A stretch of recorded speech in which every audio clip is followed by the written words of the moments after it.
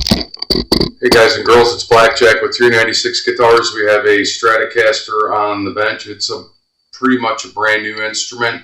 We're going to change the tuners. Customer wants locking tuners put on.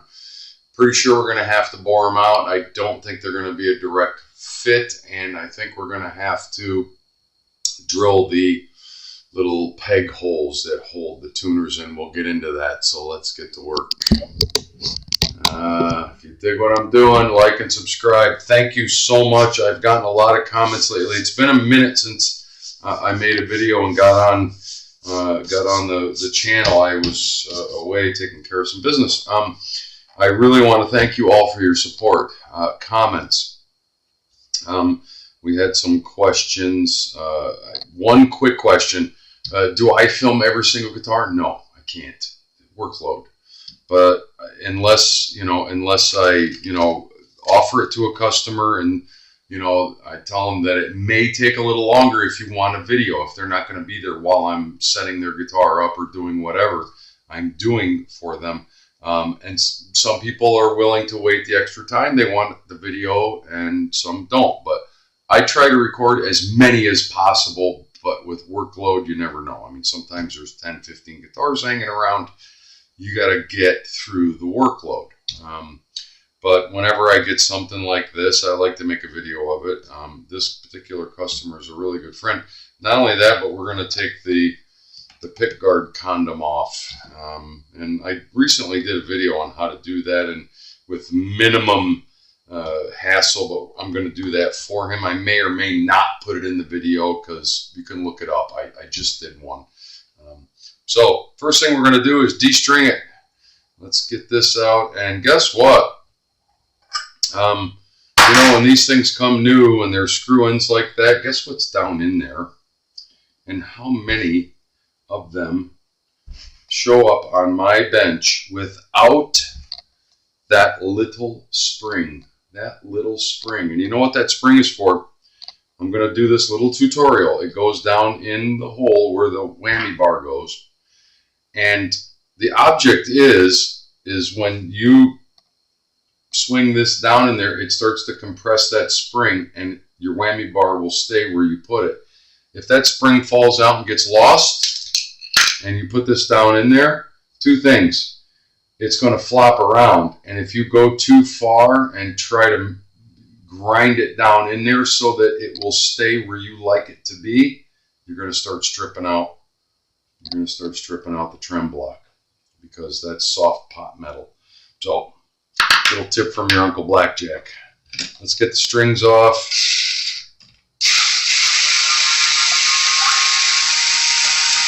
We are going to restring it. I don't know what's on here, and it doesn't matter. I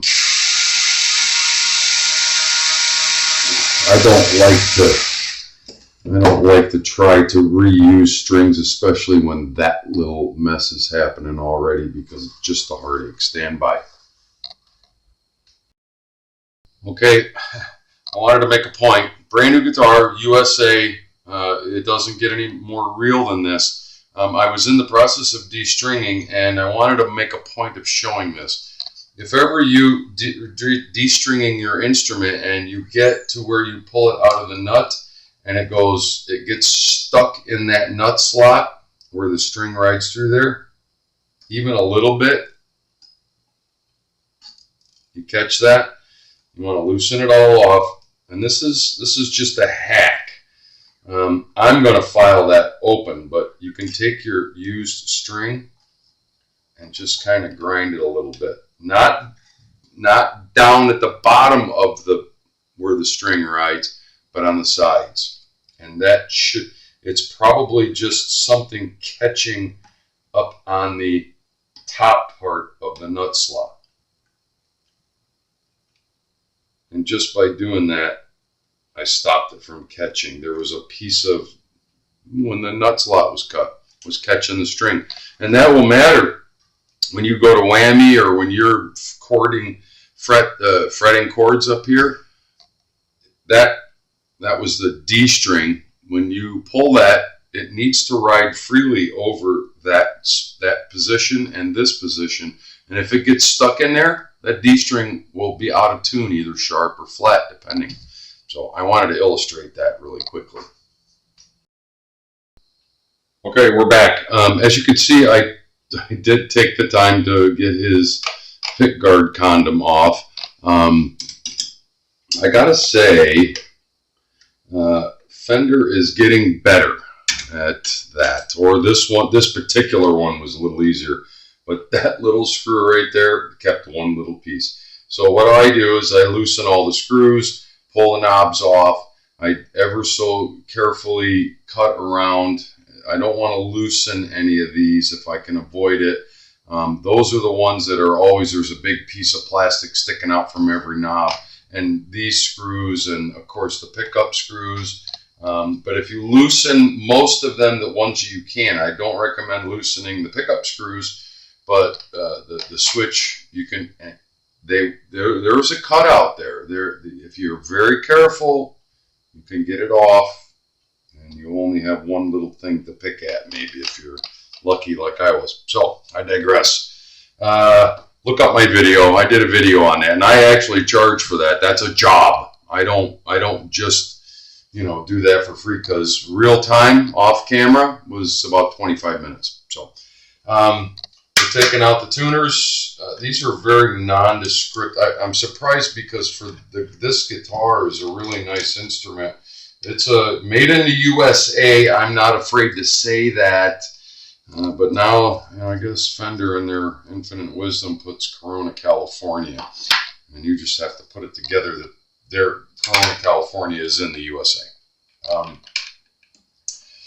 These are, yeah, not the best tuners for the guitar, because I did have this guitar on the bench a little while ago when he first bought it. And we did a setup, and I did a trim setup on it, a complete setup. You know, got the floating trim going, pickup height, neck relief, everything. We did everything.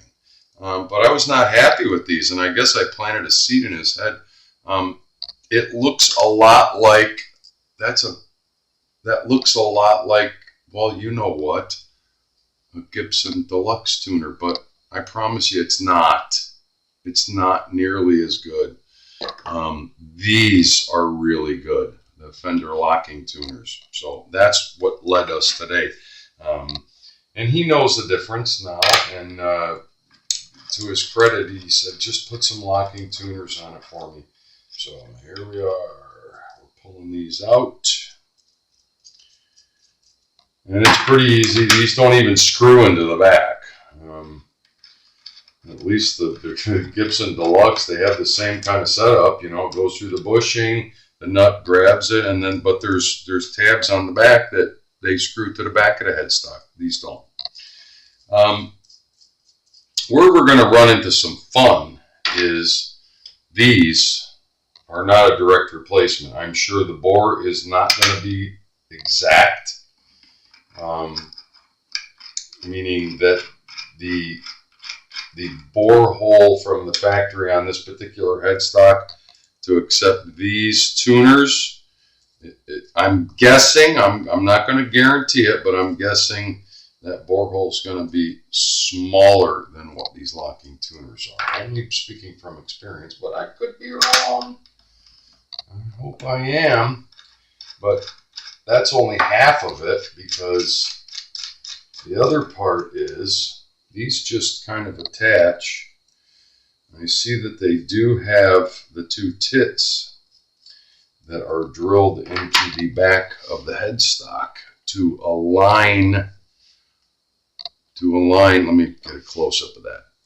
You see the big bore hole, and you see the two little holes. The two little holes are what is used to align the tuner so that it can't move. Now, are we going to get lucky?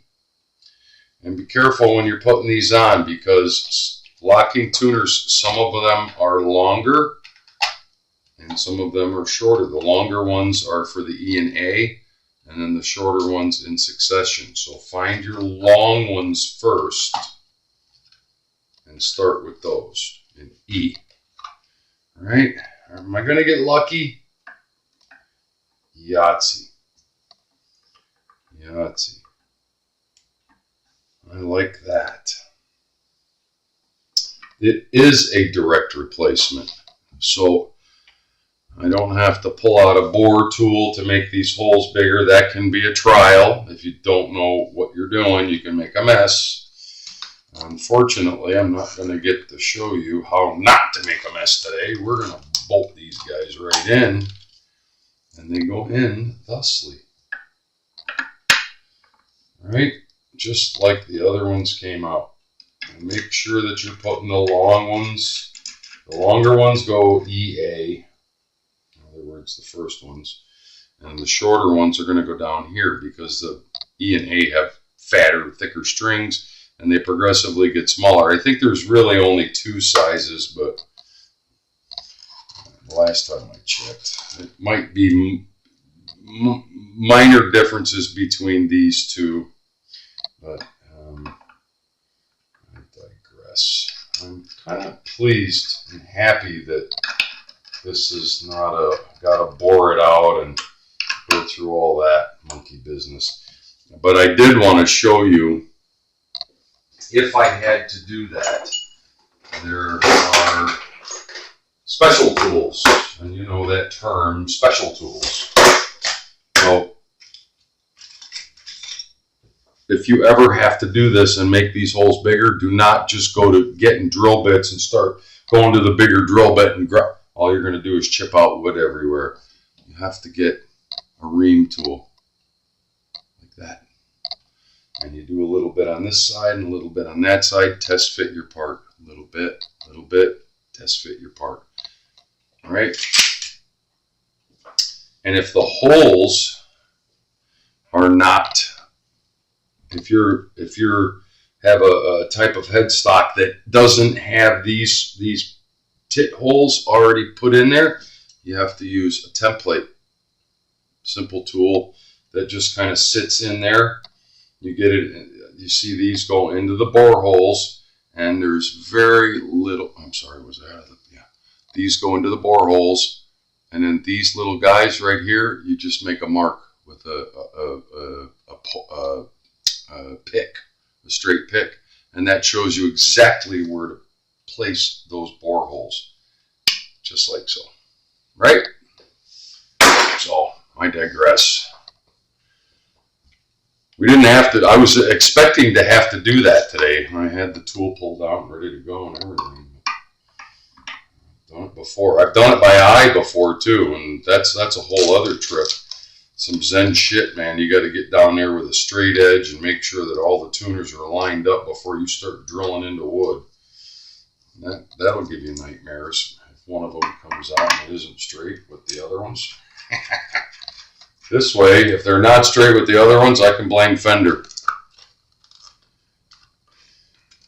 Yeah. In fact, I think the last bass that I built for myself, one of my basses, I can't remember, it's been so long, I had to do that. And thank God there was only 4 of them, and they're 10 times the size of these. I had to line them all up on the back of the headstock and mark with a pencil and use a straight edge and make sure that they were all lined up straight before you start getting the power tools out. Yeah. But this, not so much today. They're direct replacement, bolt right in. I'm okay with that.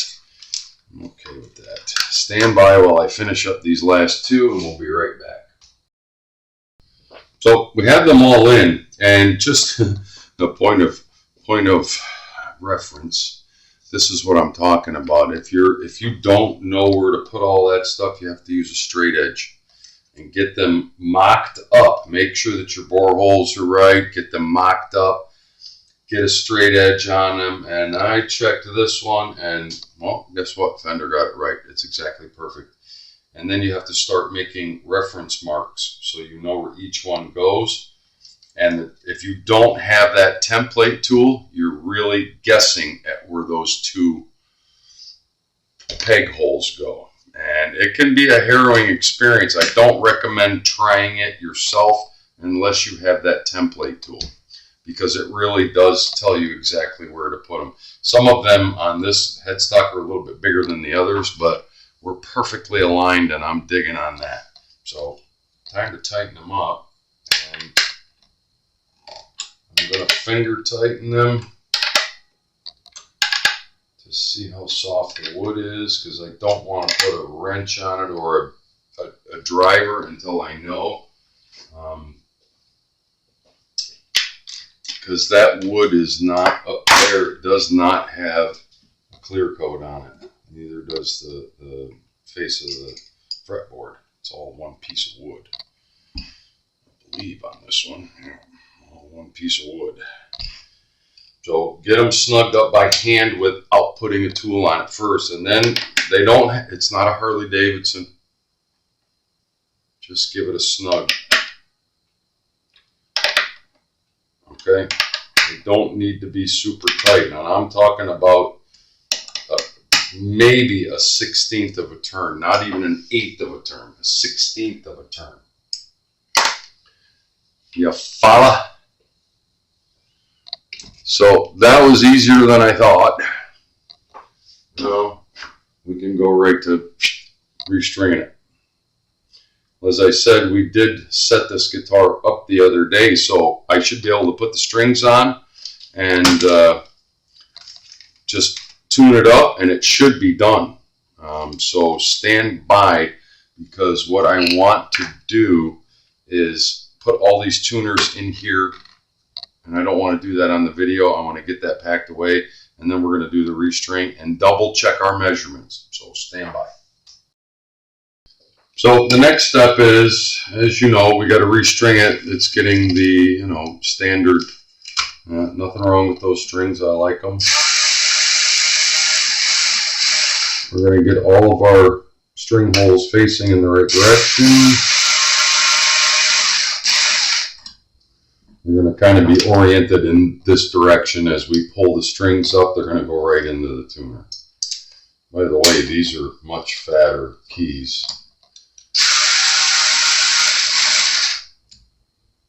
Yeah, much fatter, bigger, fatter. And I think I'm going to tell you that the gear ratio is different.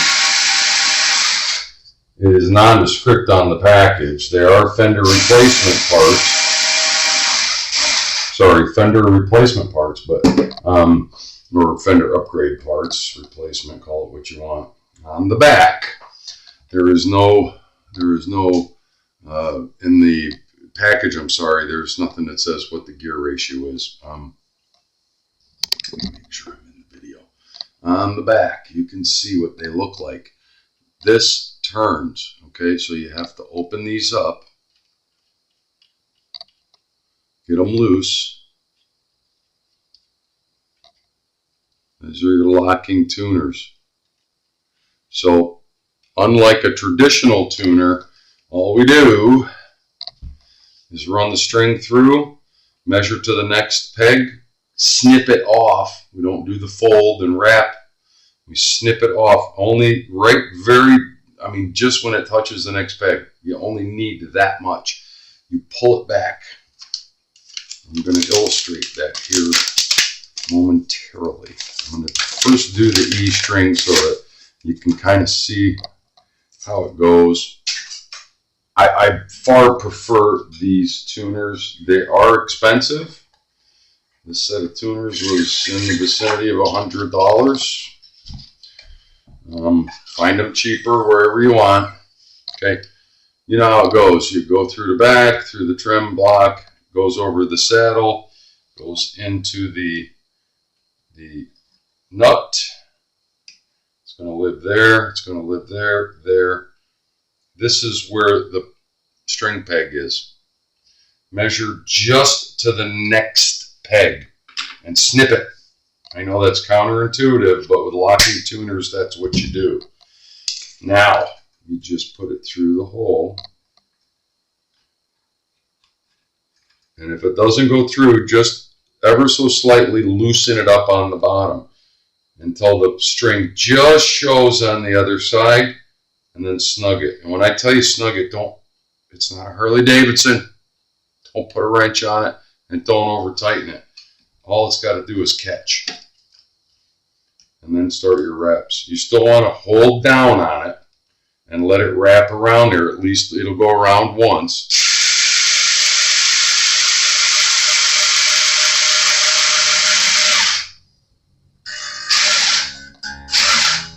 But you never have to worry about that string being locked in there because it's a locking tuner. That's the E string is on there. And like I said, make sure you hold it down. And if it, yep, we got nice break angle that goes over the nut and down to the tuner.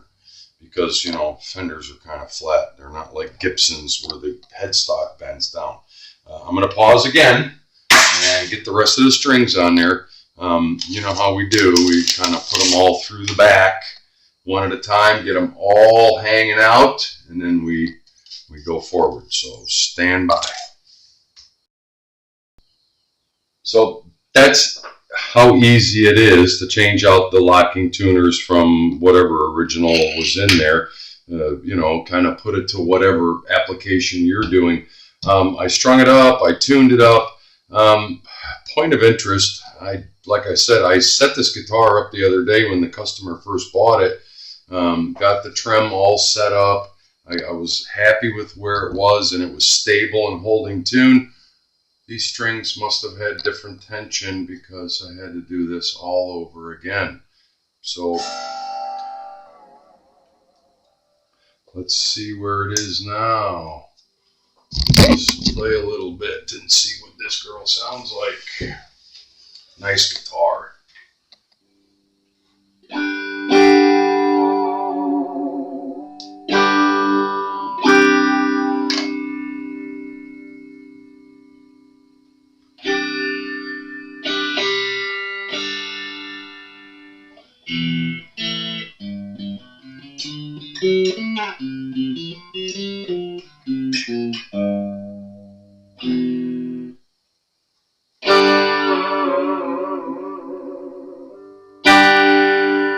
Stays in tune beautifully. And that's what it should do. Once you get that trem set up and you got equilibrium between the strings and the springs behind, you just can't ask for a better instrument. I mean, it's been around for 1,000,000 years. I love this one.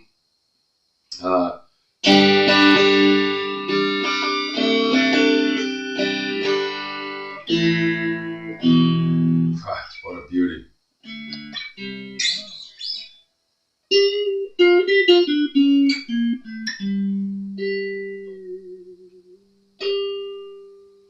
Love it. I love it. I love it. I love working on guitars, and I love really good instruments that respond well to modification, to tuning, to, you know, setup. Leo Fender, I say it a million times, Leo Fender had it right. This is an example of Leo Fender's perfect design, right from the trem to the tuners. I mean, yeah, it's some modern stuff going on now, but it stays in tune. You can't ask for more. It's Blackjack with 396 Guitars. Thank you so much for hanging in there. Beautiful little Stratocaster. Sorry, I almost said Telecaster. Stratocaster, American made in the USA. Don't be afraid to say that. We'll talk soon.